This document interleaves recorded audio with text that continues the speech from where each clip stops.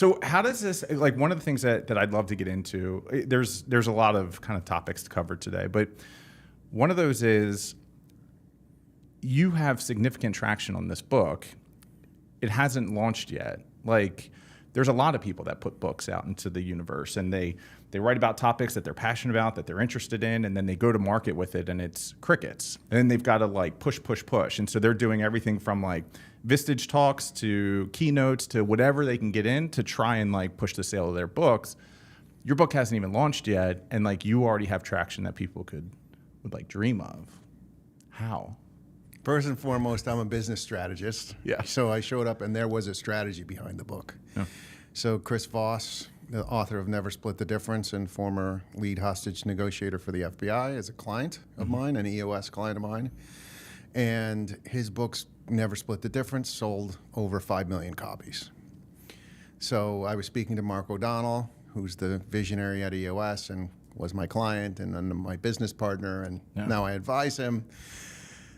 And he said, there's a book called Traction. That's sort of the EOS first book that Gino Wickman wrote. And there's another book called What the Heck is EOS? And What the Heck is EOS is like the primer version of Traction. And it sells 1-for-1 on a go-forward basis with Traction. So I'm like, aha, I have a strategy. That strategy is write an equivalent book, which is called Fight Less, Win More. It's the missing manual for Never Split the Difference. And the idea is I'm not a hostage negotiator. What I am is a practitioner of the skills and an entrepreneur who learned the skills and earned my way on to the Black Swan negotiation team. Interesting. And so when you look at it, so like what the heck is EOS? It's like it's taking the concepts and it's kind of boiling it down into is something that a brand new teammate. So one of the things that we do, for instance, is like we give out a copy of What the Heck is EOS to all of our new teammates instead of Traction, which may go out to like leadership team levels, and it kind of breaks it or boils it down. Like, how do you see this book comparing to Chris's? This book doesn't talk about negotiating in the jungles of the Philippines like Chris was doing, or being in Iraq or Colombia. There's no hostage negotiation in this book. Yeah. This book is all about, you're going to go to the hotel and you're going to want to get an upgrade. You want to get an extra shot of espresso at Starbucks.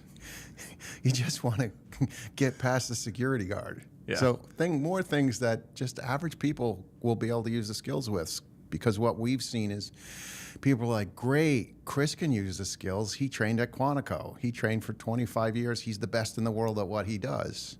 This book is designed to try to make the skills accessible, just like What the Heck is EOS is designed to say, hey, you don't want to read the whole manual about EOS. No. Here's the things that are most important to think about. And then what's really interesting with the book is I've heard that Never Split the Difference is required reading for any salesperson at Amazon. Well, if Never Split the Difference is required reading, Fight Less, Win More should become required reading also. So there's an adjacency here that, like when you look on Amazon, I'm sure Amazon will figure out how to sell them as a bundle. Yeah. And you talk about like the applications and making it accessible. Like, what does that start with? I think earlier you were talking about this idea of like influencing the outcomes. Like when you're thinking about entering some sort of negotiation, where does that all start? Well, let's define negotiation first. Yeah. So our version of negotiation isn't like you're at the car dealership going back and forth, bargaining with the car dealership. Our version of negotiation is you're walking into a conversation, you want or need something. So you're with your kids, you're trying to get through security at the airport, you're negotiating a deal with your business partner. Anytime I want or I need is in your head, you're in a negotiation. And our negotiation, and we hope that everyone ends up with a better outcome using the skills that we have. So it starts with, what is a negotiation? Anytime I want or I need is in your head, it's a negotiation.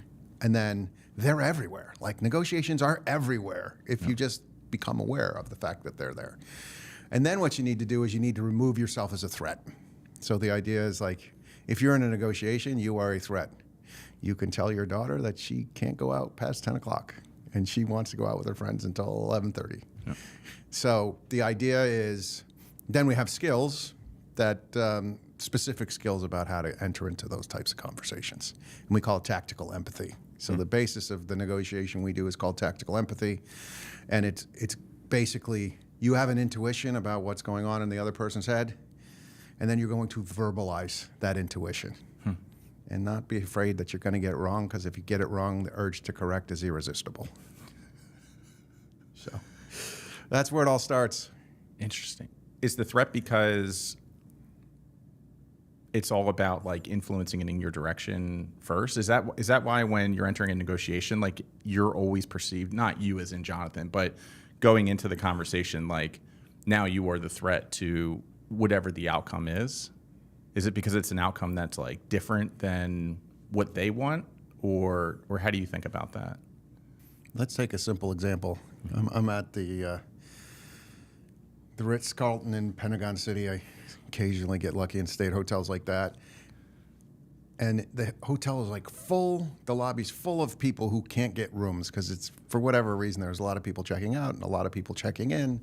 And it was clear that there was something wrong in the flow. Yeah. So I went to the front desk and I said, "Oh, it looks like you're arm wrestling with that computer."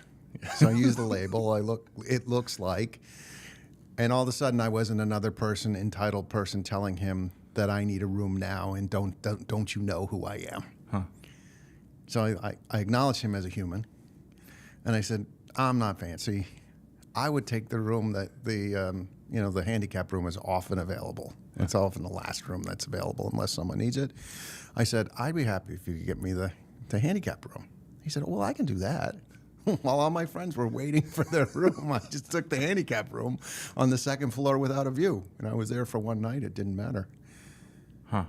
So otherwise, if I went in there and started yelling at the guy and saying, "Don't you know who I am? I'm Marriott, Titanium, blah, blah, blah." Yep. Feel like, yeah, you and everybody else. Thanks, pal. Is every conversation a negotiation? Anytime I want or I need is in your head, it is. Yeah.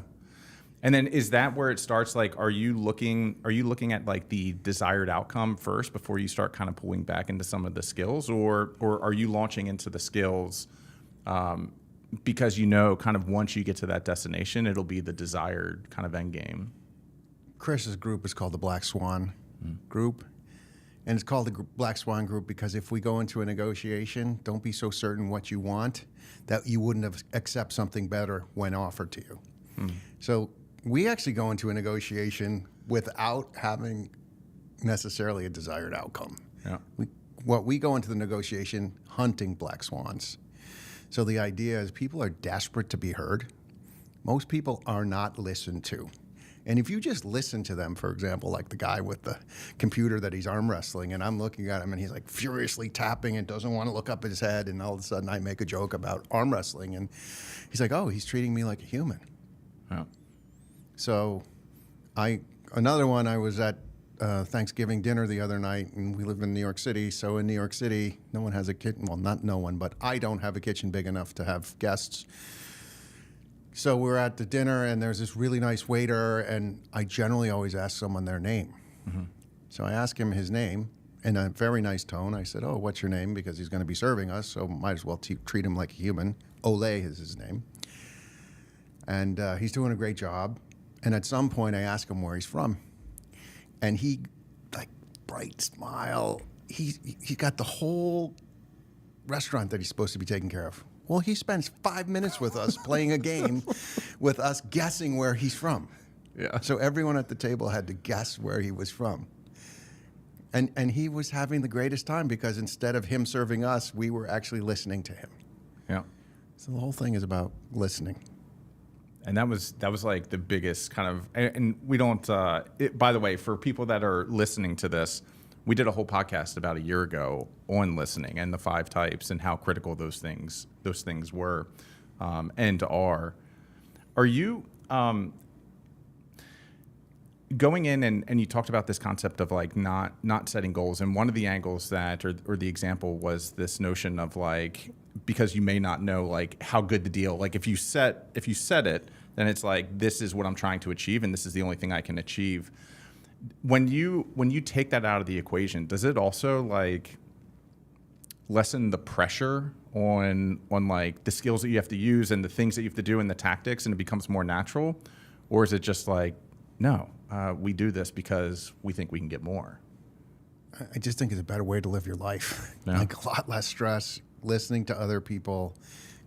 You know, I said, like I told you earlier on the phone, you can use these good skills for good or for evil. I choose to only use these skills for good. Yeah. And that we encourage everyone who learns these skills to use them for good. And the idea is we had a better outcome at the restaurant because he felt heard. What does that mean? I don't know. It's subjective. But he was smiling. He made sure we were taken care of. He gave us an extra dessert as a thank you. I wasn't trying to get the extra dessert. It was just, but it didn't hurt, right? Yeah.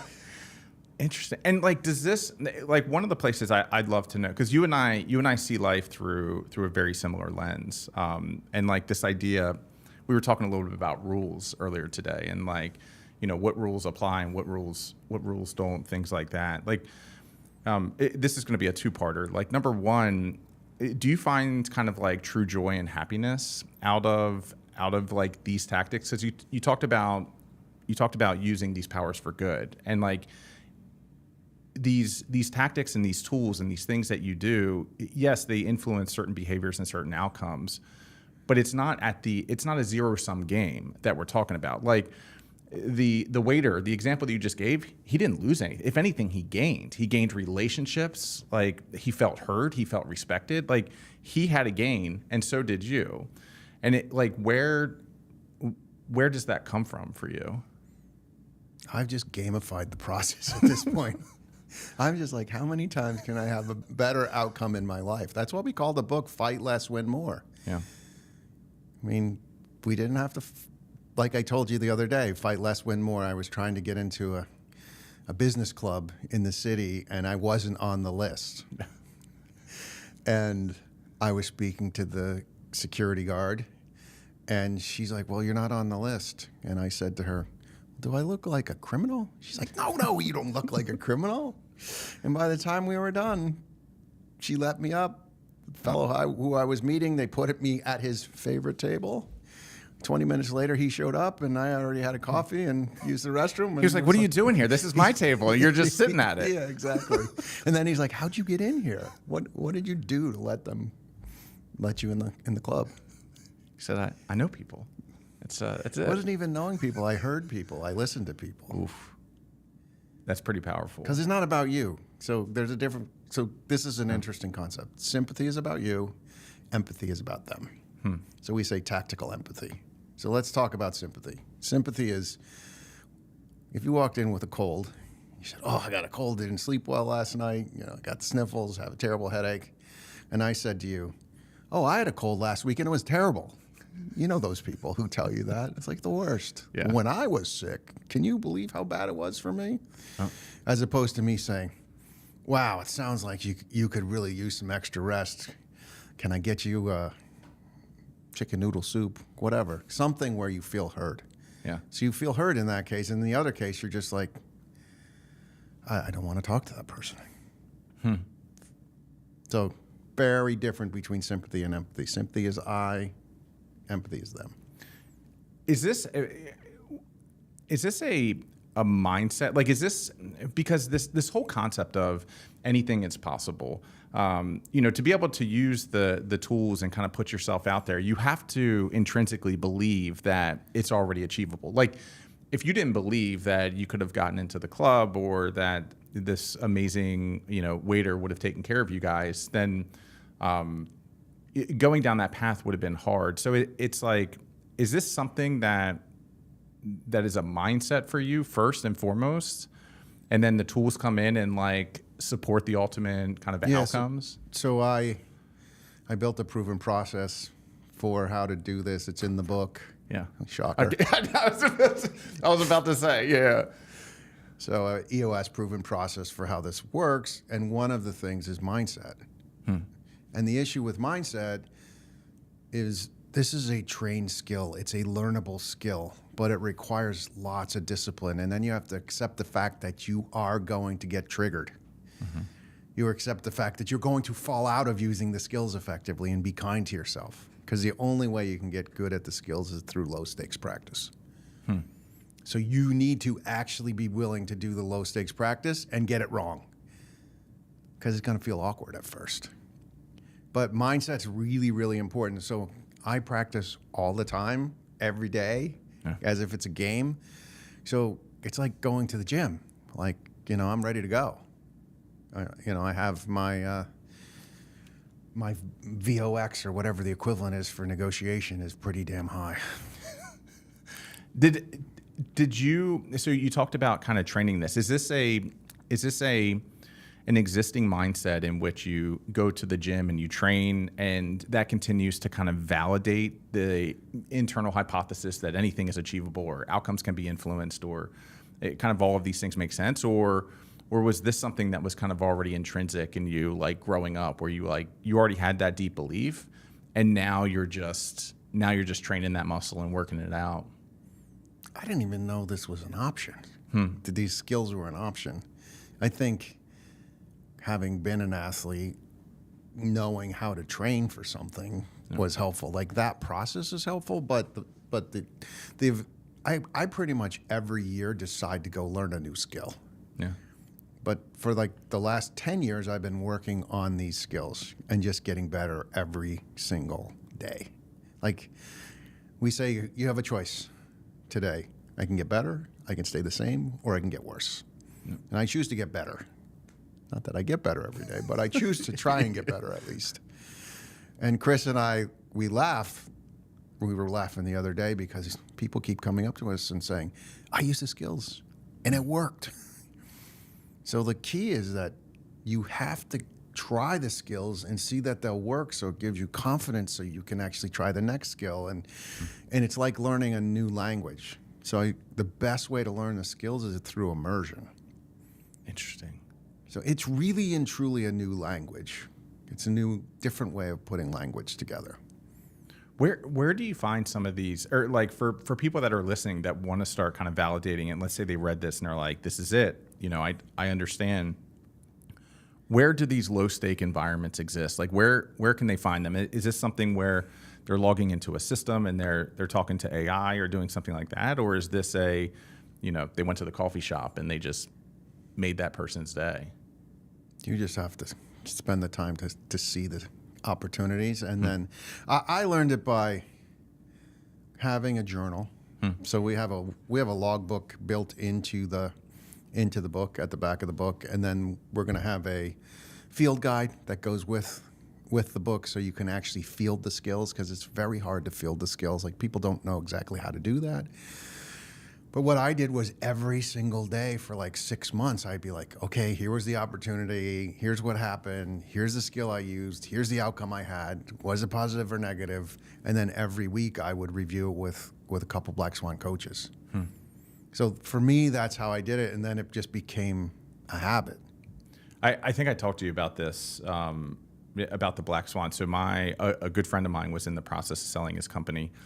And we'd all read Never Split the Difference, and had trying to use mirroring and all these other things. And he was like, hey, I think I'm going to invest. I think he spent maybe $20,000-$25,000 for some like very individualized kind of training for him over a couple months. But the return on that investment was through the roof, because the multiple in which he sold his company for was like through the roof. These skills work, I guess, is kind of the punch to that statement, is it works.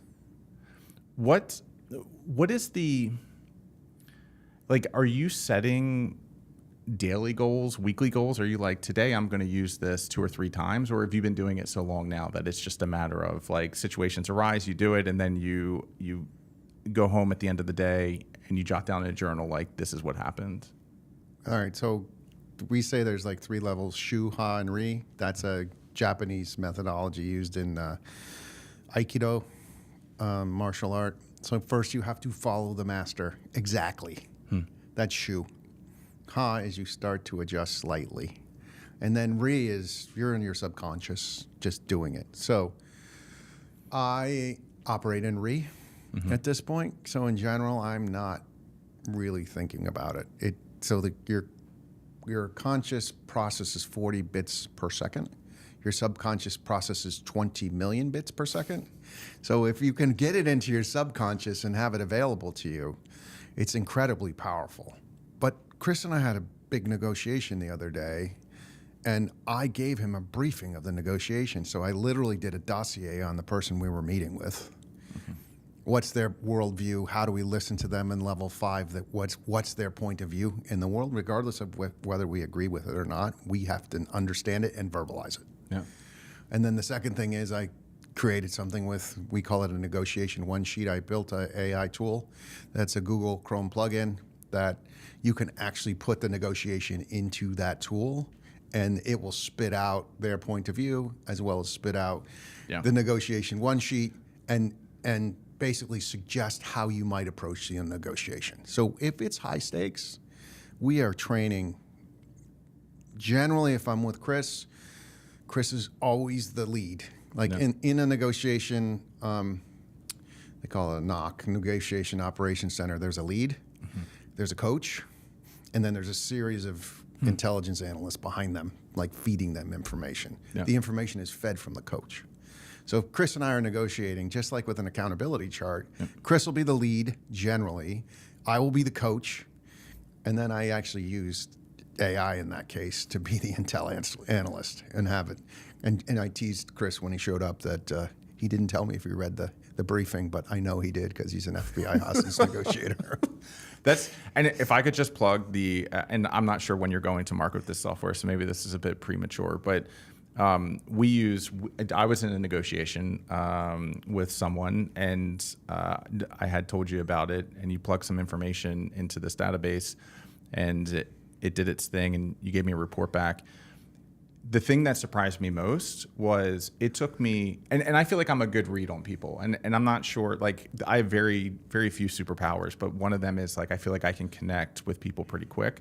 It took me about 2.5 months to understand the things that your system figured out in, like, I don't know how long it took. Was it 5 minutes? 15. Well, like the prompting took longer than the system to output. And then I'm like, there's no deal here, dude. You don't have proof of life. It's actually exactly what you said. And guess what happens? I mean, you already know this, but it fell apart. And it only took like a week or two to fall apart after that. But you knew that before I even knew that. So interesting. How do you, when you think about like the dossiers and some of the research that goes into this, like, are you like shape-shifting your worldviews and your other things based upon the research that you're doing? Or is this, actually, I'll just leave it with that. Like, how are you using this as you go into a negotiation to like get to whatever the outcome is? So level 5 listening says that I need to listen for their point of view. Mm-hmm. Imagine if I know their point of view walking into the conversation as if I'm in the NOC with the FBI, except I created it myself with AI. Yeah. And I know what to listen for. So when I'm listening, I'm not going, oh, that's insignificant. I'm going like, oh, they mentioned that. I need to acknowledge it. No. So just understanding what's important to them and then verbalizing that to them. So remember, tactical empathy is verbalizing your intuition. Well, that intuition doesn't just have to be intuition. It can be like, I walked in and I understood their worldview, and then their worldview is getting it's basically being reinforced by what they're saying. I'm like, oh, I know what framework to look at for them. And then I can acknowledge them for that framework. Yeah. Or for that point of view. Is that like when you talk about the acknowledgement, like is that getting them not further disarmed, but is that taking you further out as a threat, or are you using that acknowledgement to like progress towards wherever you're going at that point? I just want them to feel heard. Yeah. So and the acknowledgement is through a label. As an example, we found that these are the most effective ways. Label is, it sounds like, it seems like, it looks like, it feels like. Something, blah, blank, whatever you're feeling. If you want to make it a little more personalized, you sound like, you feel like, you look like, you seem like. Yeah. And if you know the person really well, I might look at you and I say, you are stressed. Yeah. Instead of saying it seems like you're stressed. So that is one of the skills in the book. So we have a core 4 set of skills that, if sort of like in EOS where we have foundational tools, the core 4 are the foundational tools that are in this operating system for negotiation. It's and just like a quick sidetrack, it's amazing how much EOS kind of applies to so many different kind of frameworks. I was at a breakfast this morning with some friends, and they've started to implement EOS into their personal lives. And I've heard like experiences like that so often. You talk about the 4 frameworks, so we've covered 1. What are the other 3? Other 3? Yeah. That's a mirror. I'm just messing with you now. This is what. Do you remember our first phone call? The first phone call we ever had, and I think I came in hot, and I was like, I don't know what I did, but I said a lot of things very, very quick, and you did the same. Like, you started mirroring me like almost immediately. You were like, settle down. This isn't like, we're just getting to know each other or something like that, and then you started mirroring. Okay. So that was a mirror. That's number 2. So the idea is we would drop a label, then use dynamic silence. So I'm messing with you with dynamic silence. It's yeah. You won't play along, but I tried. I felt like that was like 2 seconds. That was good. All right. What was the third one? Sorry, before the dynamic silence. So label, then dynamic silence, mirror, then dynamic silence. So dynamic silence is number 3. Got it. And the issue is, like, if you drop a label, you have to let it sink in. Sometimes you have to wait a long time for it to sink in because you're waiting for that person to respond to that label.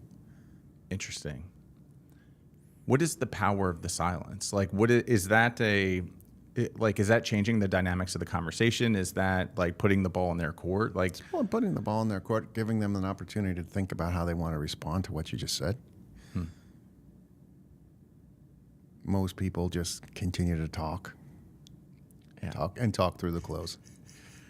And then the last thing is summary. Yeah. So summary is, so far you told me. So the idea is you told me, not what I heard. You told me. And if you don't agree with what I said you told me, you will the urge to correct is irresistible. So you will tell me if I got it wrong. Yeah. So far you've told me, and an ideal summary is like 9 points. So it means I was really listening to you.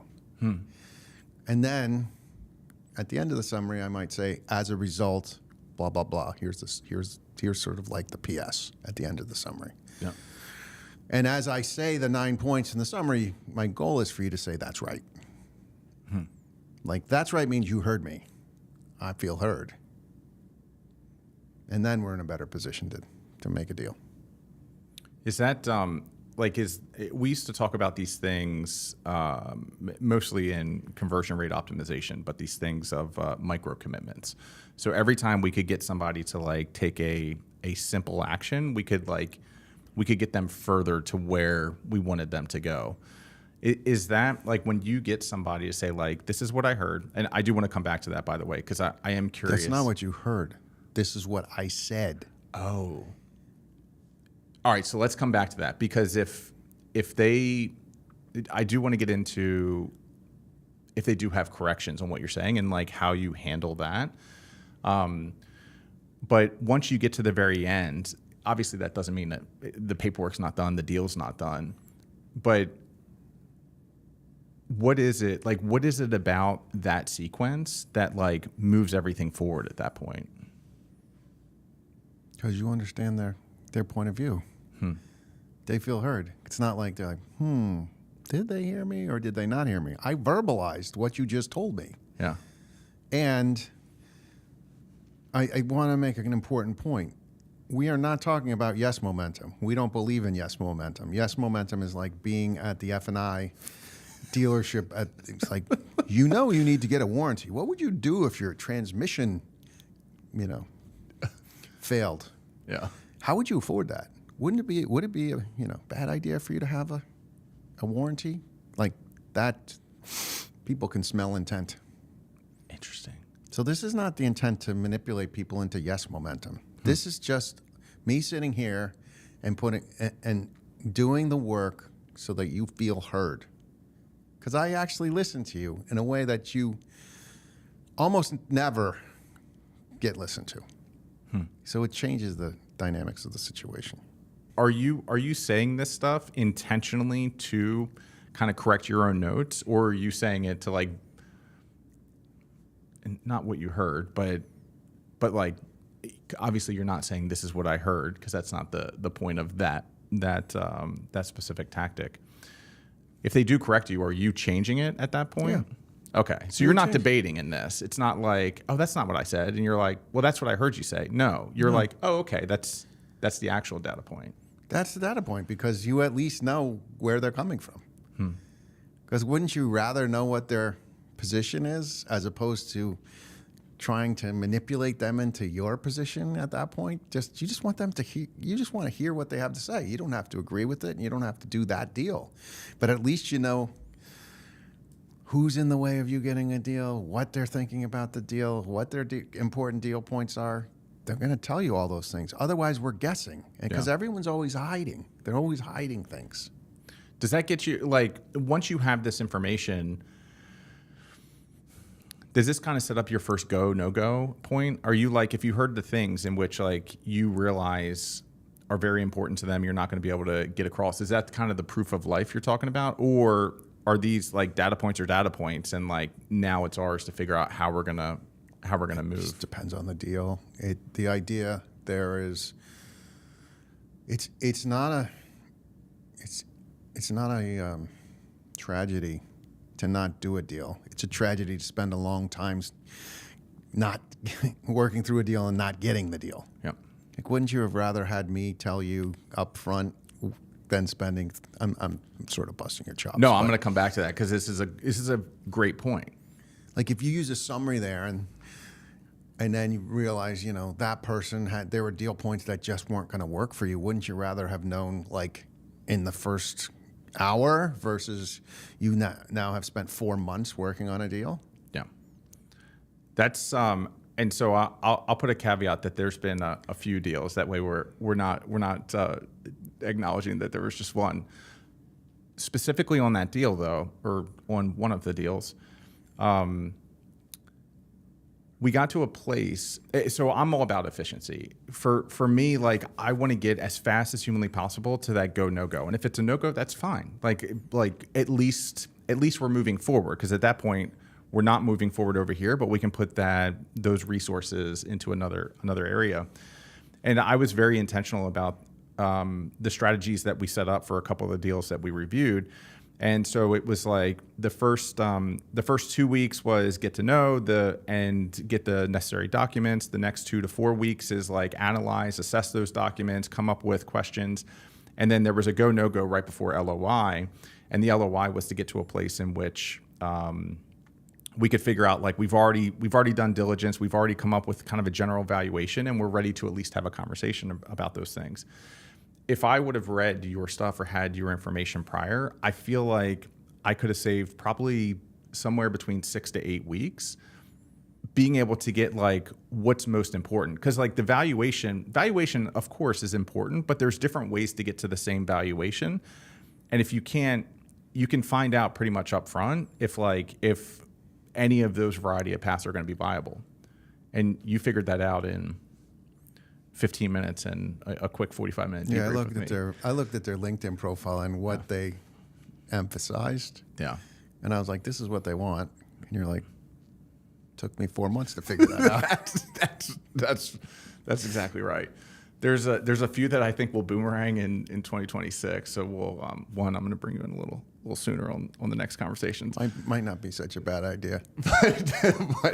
My fees are going up in 2026. I thought we'd just do this for podcasts and book signings. Let's go into EOS. So let's start with how you got into EOS, because like you are, not to do this like live and on the show, but you are unlike many EOS implementers out there. Not just like how you've been able to navigate and the things that you know, but the skill sets that you bring go far beyond EOS. How did you get into it? And then we're gonna kind of go into some of these specifics.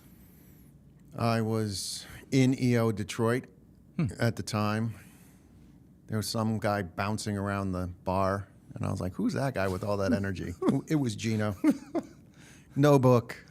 Had sold his business with his dad. Was trying to figure out what was next. Yeah. And just before anything happened with him. And so I'm like, we need to go talk to that guy. So I went and met Gino, and I did an EOS session with him, which was not called an EOS session at the time. He had something called Virtual CEO. Oh.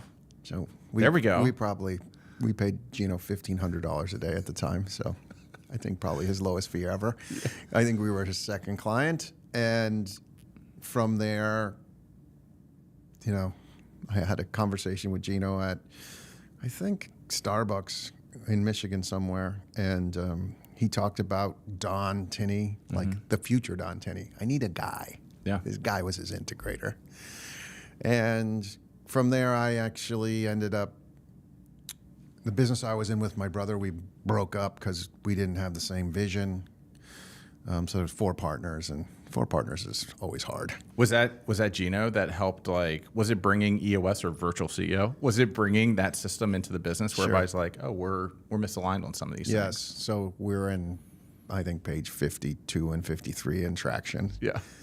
There's a copy in the back here, and this is crazy. I know. We came into the studio. DJ over there, our amazing technology guy. Yeah, they've got Traction. You pulled it open.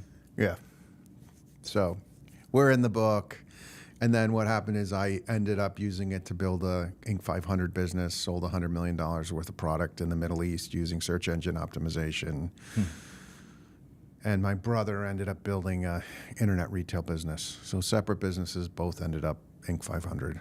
Did he implement EOS as well? He did too. He stuck with Gino more so than I did originally. He was the CIO for Gino for a long time, and now he's an implementer. Huh. Where is he based out of? Michigan. Oh, Michigan. Got it. Is that where you were originally? I grew up in New Jersey, but I went to Michigan for like 10 years. And then the auto crisis happened in 2007, and I was operating in the Middle East mostly, out of Abu Dhabi. And it was just hard to get from Michigan to Abu Dhabi. It was much easier to go from JFK to Alpha Uniform Hotel, Abu Dhabi. So then you guys moved out here? I moved here. Tyler stayed. When did you move down to D.C.? When I got done with being in the Middle East. Got it. So I lived in D.C. for a couple years. That's where I met Chris. So how does this, because this is really interesting as well. And I've heard this story. We didn't talk about this on your first one, but I think this speaks to like how you see life and how you're able to kind of navigate. Like, how did you're brand new to D.C., probably don't know many people. 0 people. I didn't want to say that. I figured maybe you like preceded a network or something. So you don't have many people that you know, and the first person you stumble upon is a best-selling author. He wasn't a best-selling author at that time either. He had no book. Oh, how long ago was this? Like 2012. You're way ahead of that. You keep discovering all these people, right? My assistant says I'm the kingmaker. I was about. Are you talking about Brittany? Yeah. All right, I'm gonna text her after this. That's hilarious. So you just stumble into this random gentleman. Well, so what happened is, think about this. I was in the UAE, United Arab Emirates, working for Sheikh Mohammed, who was the ruler of, at the time he was the crown prince of the UAE. So I was like, oh, there's pictures on the building. It kind of looks like him. Well, it was him when he was 19 years old. Like, you know, we see him on TV here, but he was on the building. So we're working with him. We have a picture with him. So if we were in trouble, it's like our PBA card. Who's that? Sheikh Mohammed. Who's that? Oh, it's you. Is there any problem? No problem. Yep. So like I don't know. It was really odd. So I worked in UAE, Qatar, Saudi Arabia, and we were in Qatar. We worked for the Emir. Yeah. In Saudi, we worked for the Crown Prince. And so then I came back to DC, and I couldn't get a meeting with the Vistage chair for coffee. Talk about humbling. Yeah. Okay. So what'd you do when you couldn't get the meeting? 240 coffees, no clients. Yeah. It's sheer will. How do we win? Sheer will. Selection begins daily. Assessment is ongoing. So I used to go to the Tower Club, which is like a business club in DC that everyone knows. You can go to breakfast and meet other like-minded business people. And so I went to the Tower Club one morning, and there's a guy named Sid, and Sid's like, Chris, Jonathan, you two should talk. And we look at each other like, okay, any particular reason, Sid? So Chris still laughs about that. And I sit down with Chris, and Chris is like, yeah, I have this deal in Abu Dhabi, and I can't get paid on it. Yep. I'm like, oh, I know those guys. You want me to call them for you? So in D.C., there's lots of retired FBI agents. Like, you have no idea who they were, what they did. Nope. So I'm helping the negotiator negotiate a deal in Abu Dhabi to get paid. How does that happen? That's incredible. But this isn't, I would say like, oh, how does this happen? But this has happened so many times kind of in your life where you're in the room. And one of the things that like I think is really important. So when I moved back to Seattle after Naval War College, I was like, oh, I'm going to get in front of all these like networking groups and things like that. So I went to everything from BNI to like you name it. But you were in the right room. Not always. I had 240 coffees and no business. Were all those coffees in the Tower Club? Well, the coffee was free there. So I was starting to run out of money. Oh my God. 240 coffees. All right. Well, then it was just sheer will at that point. We have this thing in EOS. It's called 421. Mm-hmm. 4 warm calls should lead to 2 90-minute meetings, which should lead to 1 focus day, which is a new client. Yeah. So I was like, okay, they're lying to me because I'm having all these warm calls with no proof of life, just in case you wanted to know. And so I decided it was 240 coffees to get to 4 warm calls to get to 2 90-minute meetings to get to 1 focus day.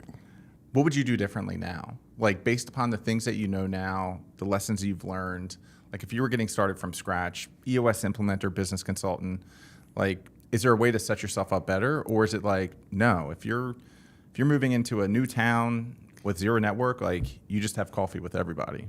I think it was a pretty good strategy, actually. I think it was a great strategy. One of the problems is I didn't have the dope. I didn't have data on previous engagement. So like when I went to Abu Dhabi, I taught myself search engine optimization in 1999. Yep. I was on the stage with Eric Schmidt and Sheryl Sandberg at Google in front of 400 engineers because I figured out how to use the system. That's wild. I built this long tail niche strategy for this Whisperwave business that we had. And it was all sheer will again. Yeah. That's just been my experience. And it got me to Sheikh Mohammed in Abu Dhabi. And literally my dad and I were, I got invited to speak in Dubai, or we got invited to speak in Dubai, and we flipped an American Express card and we said, who's paying? Like $5,000 to go. And we ended up getting the business as a result. Did you want to move to DC? There was something different to do. Yeah. I mean, I just went through something similar. I just moved from Seattle to LA, and it's hard. Like, it's hard, like, reestablishing a network and building that network. And it's almost like the 240 coffees that you have. Like, when you're going into a location where there's not many allies yet, like, it's going to take that many reps at the Tower Club. At the Tower, but then, the amazing thing was I just spent enough time there. And so you probably know Craig Cummings from Moonshot Capital. Yeah. So Craig adopted me into his group of lieutenant colonels. Wow. So I would hang out with those guys. Yep. So they let me hang out with them. I was with Joseph Kopser and a crew of those guys. And we would be out at night, and General Dempsey would be calling one of the guys who was his XO. And General Dempsey was the chairman of Joint Chiefs of Staff at the time. So I went from Abu Dhabi to DC and still had the same kind of access. It just took me a little while to figure it out. I don't know. Like, I guess my thing is, like, I think there's a lot of impatience in life nowadays. Like people, whether you're a business consultant or you're launching a new business, like it's all about like need it now, and have to do all these things. Like 240 coffees and it took a while, but I think a lot of these things do, and people underestimate the amount of effort that it takes to like build a network. For you, like you spent all of that time.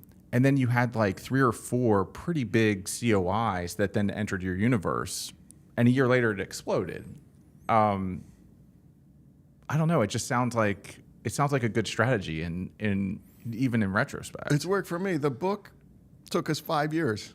We threw it in the garbage the first 2 times because we couldn't have Never Split the Difference Part 2. There's never going to be a better book on negotiation than Never Split the Difference in that format that they wrote. No. It's like having How to Win Friends and Influence People. Like, it's going to be a perennial, evergreen book. Yep. Chris and Tal did a fantastic job. So it took us the 3rd time we finally got this book. So we're long-term greedy. Yeah. At the end of the day, I'm long-term greedy, not short-term greedy. And that's why the book's it's taking off now.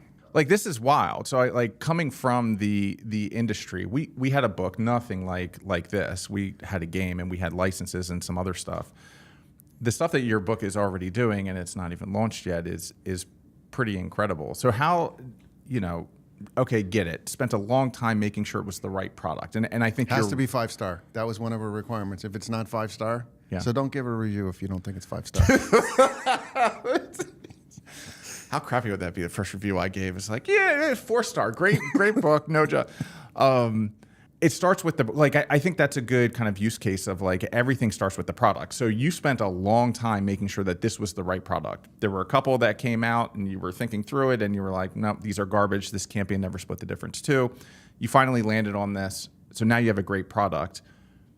After that, what? Like there's a lot of people out there that want a deal with, I won't name names, but we'll just say a UK distribution deal. And some of these Penguin other things. Random House. It's fine. Okay, I don't know how NDA'd up you are. It's in this. Penguin Random House. There'll be a press release out about it. And it's already on their website. Got it. That's huge. Like, huge.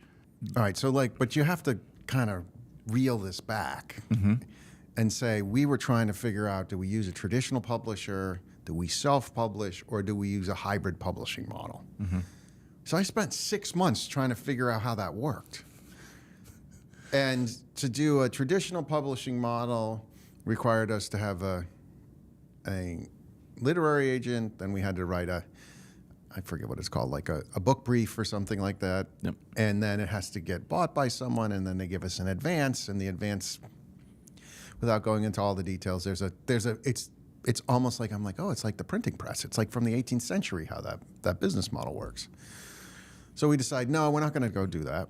And we're not going to self-publish, which would be like put it on Amazon and be responsible for everything. We found, after like 10 interviews with hybrid publishers, we found Naren at Amplify Publishing, and we're like, this is the way we want to do it. So it's effectively, we own the book. Yep.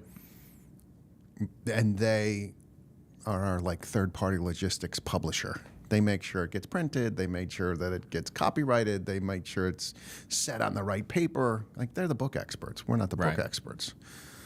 So we do a deal with Naren and Amplify. We get Daniel Pink writes one of the blurbs. Jay Shetty, Robert Caldini. You wrote one of them. You're actually on the back of the book. I don't know if you've seen it. Am I really? Yeah. No, I haven't seen it yet. This is all right. I'll take a look after. So you're on the back of the book. I think it was Hunt the Killer that they were excited about. That's awesome. It's definitely not that. We're still early days on the new one. That's awesome. So we do this deal. We start going to market with it. Chris is like, oh, by the way, I think I had a PR firm when I did Never Split the Difference. I'm like, thanks for telling me. He told me that like a month ago. So we now hired a PR firm to help on the PR side. And 2 weeks ago, I get a call from the integrator at Black Swan, Ken, and he's like, we need to talk. I'm like, oh, am I in trouble with Chris again? And he's like, Penguin Random House wants to buy the book in the UK, and they're willing to pay you a substantial advance, pay us a substantial advance. Would you be interested? So in 2 days, we put a deal together with Penguin Random House instead of 2 years. And it's only in the UK and in, they call the Commonwealth. So I think that's South Africa, UK, New Zealand, maybe Bahamas and Australia. Something like that. So you got to, it's not even all, like you got more you can go get over there. Oh, yeah. But this was sort of the anchor deal. So we did an anchor deal over in the UK, which then we can get the rights sold in Brazil and China and Japan and Korea or wherever. Yeah. There are people that do that. We are not experts at that. This is a delegate and elevate situation. So we weren't going to be able to really do a great job overseas anyway. So Nigel's our publisher at Penguin Random House. So he was very, very generous in terms of how he felt about the book. He's like, I need to own this book. He had done Never Split the Difference. So he knew the category, but we still own the rights at the moment in the States. And the economics are substantially better to do it on a hybrid publishing model. So we de-risk the whole platform. We de-risk the product by putting the money up ourselves. And we shall see. Look for the black swan. We're hunting black swans at this point if someone comes and tries and buys it in the States. Interesting. I mean, at this point, you're just playing with house money, which is great because you got the UK thing. That's incredible. What's one piece of advice that you would have? Because a lot of the audience that we get with this is like EOS implementers and business consultants, and generally, like this is kind of the strategy. Like you find a niche, something that you can become a subject matter expert. You go write a book. You talked about this hybrid model. Like someone that's coming up, what would be kind of your biggest piece of advice for them? About specifically, I'm just not quite sure where you're going with that. Well, past the quality. So let's just assume that the quality's already 5-star, except for your 4-star. Oh, assuming that the quality of the content and the ideas and the theories and everything is already there. Like, what's your one biggest piece of advice for them trying to get traction on this type of book? Well, the thing I love about the book is that the total addressable market is so big. Yeah. So first of all, like the TAM is massive. No. Any ambitious human in the world who wants to get better at negotiation. Ta-da! Like that's awesome. Okay, I love that. Because there's a lot of niche books where it's like, oh, the total addressable market for that niche is 1,000 books. Yep. Great. If you want to write a book for 1,000 people and you want to be the expert at that, that's fine. That's not what I personally wanted to do. So first of all, I like the business model that we could sell this book and make a huge impact. I think that if 1% of the world used these skills, we would have more peace in the world. Yeah. So that's really why I'm excited about it. And then the other thing is we're playing the long game again, long-term greedy, realizing that, on a Sunday, you and I are in a podcast having a conversation, right? A rainy Sunday in New York. Yeah. In New York. So, what does it take to win? Sheer will. Yeah. And then you have to be focused. Like there's so many people with these shiny stuff, shiny objects, chasing shiny stuff. Like I don't chase shiny stuff. I happen to be really good at EOS, Expert EOS Implementer, having done 1,500 sessions and 150 clients and 50 exits. I can then use this skill in a room. That makes a complete moat from an EOS standpoint. And, that's exciting to me. So Mark O'Donnell would generally say, do you find it fascinating and interesting? Like pick a topic that you find fascinating and interesting. Don't just pick a topic because you think you're going to make money at it. And when you did this, was this like, were you thinking more about kind of the personal credibility and the personal brand and being able to like drive business, or was the goal for because there are, I don't know how many books, but millions of books. There's so many books out there that Amazon chose books first because of how many SKUs, but not all get a hit. Was that kind of your intent out of the gate? Was like personal brand, sure, credibility, yeah, like this will be great, but like let's write something that can change the world. Yeah, this book was written to change the world. This book was not written. Yeah. I have a personal brand book. It sells 1,000 copies. I know. I put it back there. It's sitting all. It's okay. It can stay back there. This is. I've told Naren this is going to be one of the 8 books in 2026 that's going to sell over 1 million copies. Oh. And that is my laser focus goal. One last thing on the hybrid model and Amplify. So when you think about how all these pieces come together, like how do you think about that strategy? So for instance, like we're on a podcast right now. So you've got podcasts, you've got speaking. Like what are kind of all of the things that you're pulling together to like help promote this book? I have a LinkedIn Learning coming. There we go. Right? I mean, that's pretty awesome. Yeah. LinkedIn will probably help us. You know, I'm supposed to be on one of their podcasts. So there's certainly that channel. Chris said, oh, LinkedIn's like NSA. They have the details on everybody. So that's interesting. But, you know, to have them as friends, they've been very good friends with us. I'm going to be the keynote speaker at the Black Swan Summit that we're having. So, and going to go do speaking all over. So it's like podcast speaking, media, PR, book signing, coaching, teaching, and ultimately what I want to end up being, Tony Robbins has a deal with Paul Tudor Jones where he has a piece of carry in the funds, in Paul's funds. And they've been together for 25 years or something. Yep. That's the deal I want. I want to be like with someone like that, with a team like that, and be their negotiator. Does this mean you're not going to start picking up my phone calls in like what, February next year? You're going to be all over the place. It's going to be a busy year, but I'll still take your calls. Just 5-star. You carry select clients on the EOS side. Like what's kind of how do all of these things come together? Like what's your 10-year target from a personal standpoint? Well, Chris and I had a really interesting conversation about EOS. He's like, you're the only one on the Black Swan team who has a laboratory to go use the skills in an EOS session with someone for 8 hours once a quarter. Mm-hmm. So I just look for really interesting clients where I can make a huge impact. Yep. So it tends to be something interesting, like, you know, I'm on the board of the Spy Museum. So yep. I did that as a result of doing EOS there. I have clients who've raised $500 million from major family offices doing really interesting things. So that tends to be, you know, venture capital firms who I come and get to be on their teams. So it just tends to be, do you have a business that I want to learn about? So I have a client who's in the CTV business, and I wanted to understand CTV. And they're venture backed, and they have ambitions to have a unicorn exit. So that's interesting. Do you like? Does EOS kind of give you a place to practice some of your skills, hone and learn about industries? Like, is EOS always kind of going to be there?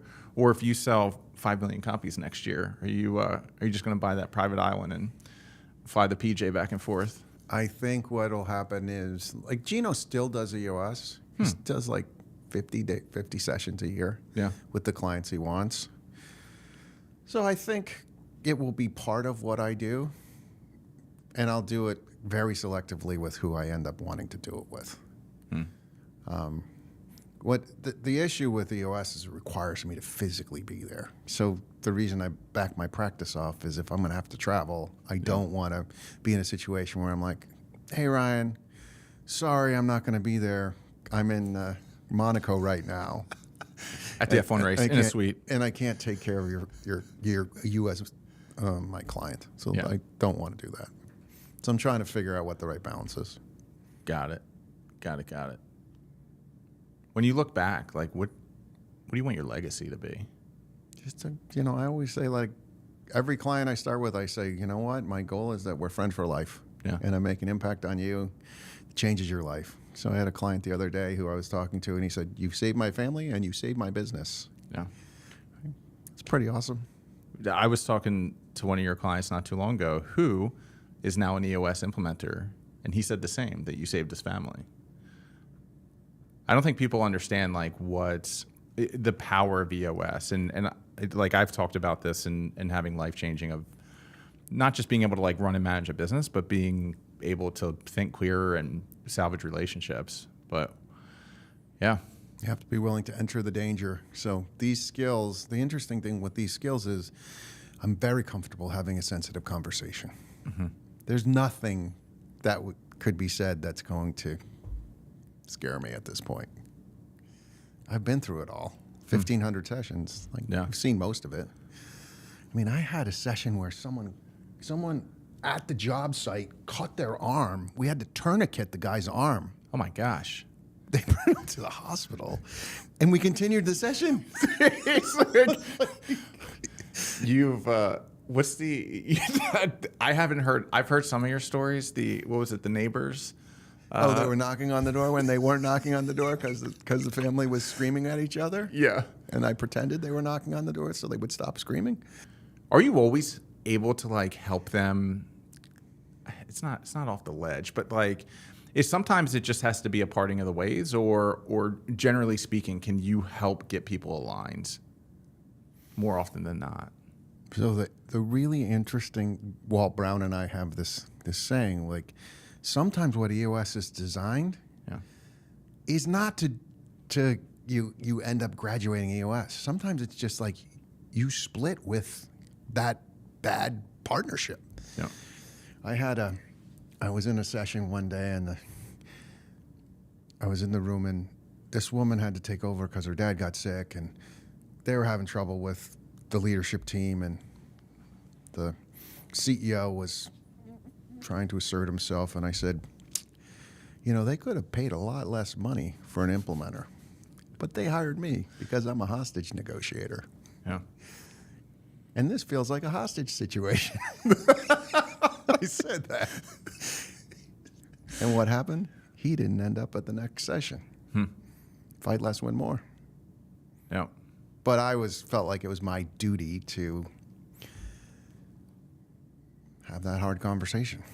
What are some of the, when you think about you in a session room and some of the skills, or all of the skills, when do those skills become applicable? Is this about extracting information from people that might be withholding and making sure that all of the problems, all of the issues are in the middle of the table for everybody to see? Is this you using active listening? Which skills really show up for you in the session room? Situation drives tactics. So I can't tell you until we end up in the room what skills I'm going to need. Now, Sam Garfunkel, who he'll say, Jonathan said 17 words the whole day and the whole thing got executed. So my goal is to just keep it down the lane and get them what they need, and then deliver the messaging when I need to deliver it. So one of the stories in the book is about a session where we were checking in and someone was unwilling to check in. I'm like, oh, best personal, don't have any. Best professional, don't have any. I'm like, okay, working, not working. So instead of making it about him in the session, we checked in all around the room. And then I said, so I have bad news. So that's an accusations audit. I have bad news. We can't move forward unless we deal with whatever the issue is that you're having that you're not comfortable sharing. Yeah. Something as simple as my daughter scored a soccer goal this weekend. So I asked him again if he was willing to share. He said, I don't trust someone on the team. I said, okay, who it is? Who is it? We name whoever we're talking about. He said, I'm not comfortable doing that. I said, it doesn't seem like you want to be on this team. He says, I don't. Stands up, walks out, and leaves. That was it. That was it. And then you just moved forward. We continued the day. I asked the team, and the team was like, no, it's okay. We'll continue the day. Yeah. And then whatever their problems were, they resolved them outside of the meeting, and the business is better for it. Interesting. But, you'd think a lot of earlier implementers think, I have to solve it for them. Yeah. I'm just, pulling out my flashlight and going, the mold doesn't like the light over there, and I got some bleach also. And, I'm just shining the light on it. I don't want to break the team, but I didn't know that was going to happen, but it worked out. What's your philosophy on this whole graduation thing from an EOS standpoint? I never ask.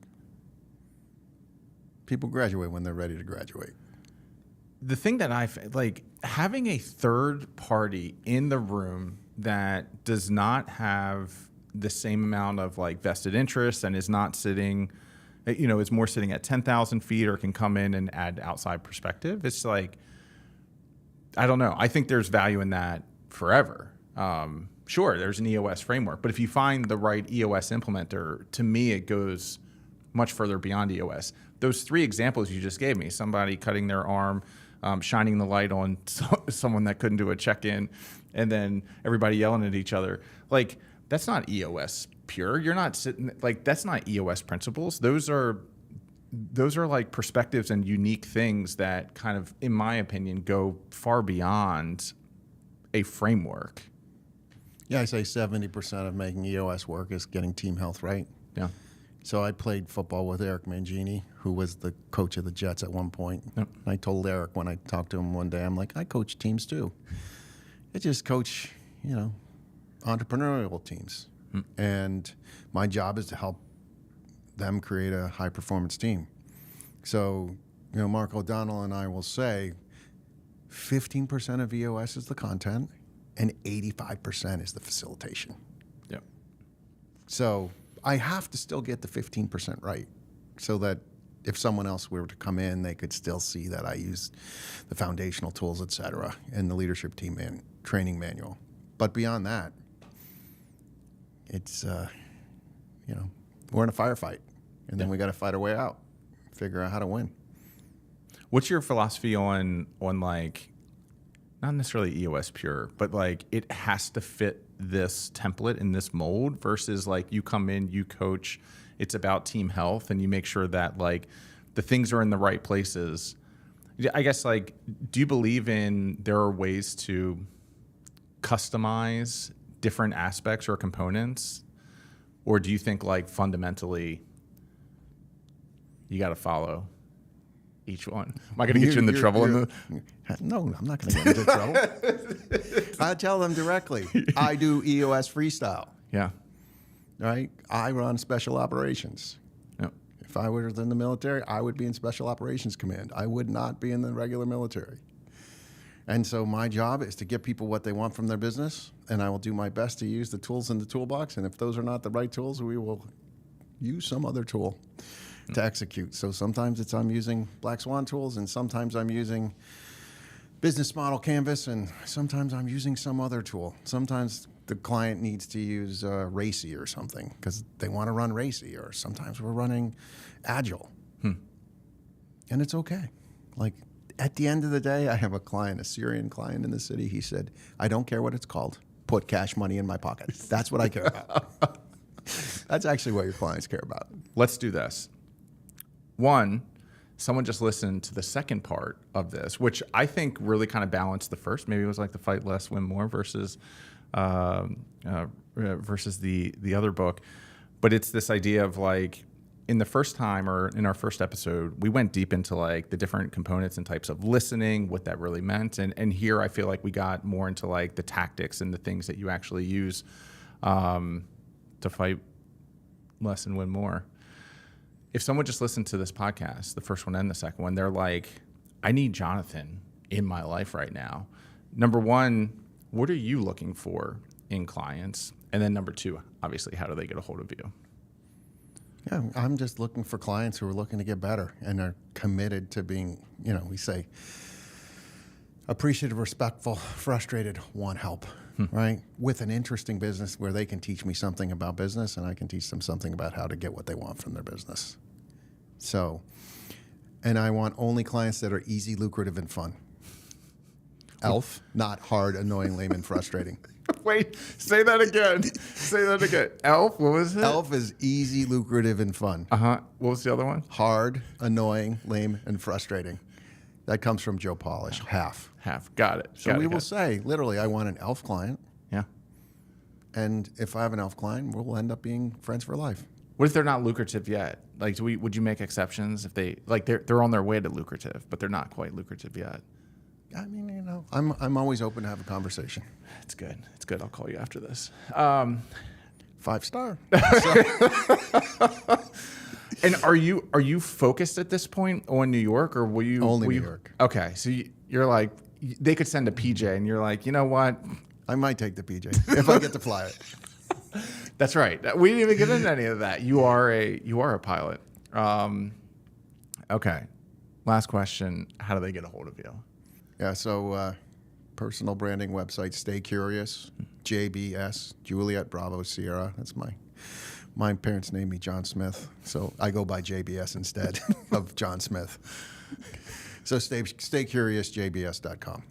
Love it. Love it. All right. So the biggest thing, especially from this one, is you've got a new book coming out, Fight Less, Win More, January 13th. January 13th. All right. Everybody pick it up.